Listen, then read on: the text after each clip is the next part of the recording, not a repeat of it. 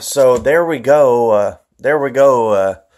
Cowboys beat the Giants, and we didn't even have our starters in. So that was great. It's good to go into the playoffs, after a game like that. And you say, oh, Giants ain't nobody. Giants have been playing good lately. They recently just barely lost to the Colts by 1 point, and the Colts blew us out 23-0. So it feels good to beat a team that almost beat the Colts.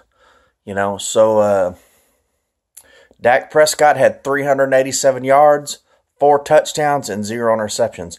Here's the thing with Dak Prescott is he never throws interceptions. He throws very few all game. I think he's only got like 8 interceptions all year.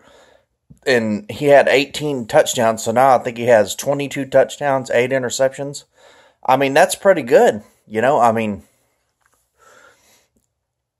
one thing about Prescott is he's not going to throw interceptions. So whether he has a bad game, whether he only throws for 140 yards or what, he still doesn't throw interceptions. And then every once in a while he gives you a good game like this, also with no interceptions. So, he's not lighting it up every week, but he's doing good enough to keep us in these games. He could be throwing interceptions. I know he's been fumbling a lot, but he could be throwing lots of interceptions, and we could be getting blown out, So, I don't know what the deal with him is. He misses wide open receivers,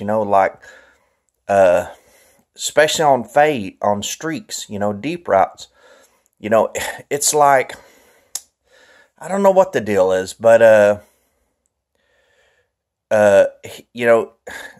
most of the time, he's just got to give his receivers a chance. He overthrows them,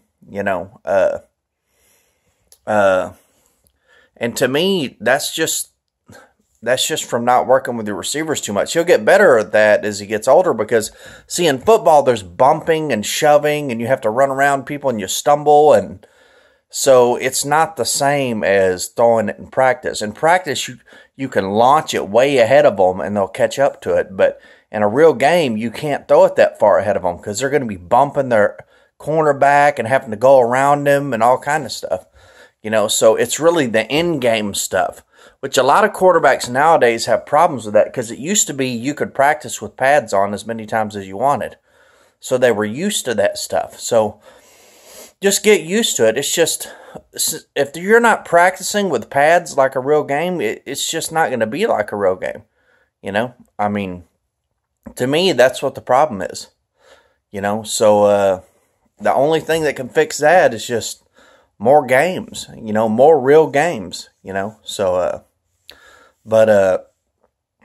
so anyways, though, but he did make some good throws, every once in a while he'll make some good throws because he's got a strong arm, but, we didn't even play Ezekiel Elliott the whole game, so, if we had played Elliott and our other starters, we would have blew them out, or we'd have won by a good margin, so. Anyways, though, so there you go. So now we go into the playoffs, and I'll have my playoff picks coming up after week 17. I'm going to pick every game of every round of the playoffs. So there you go. Thank you very much. Kenneth 14621.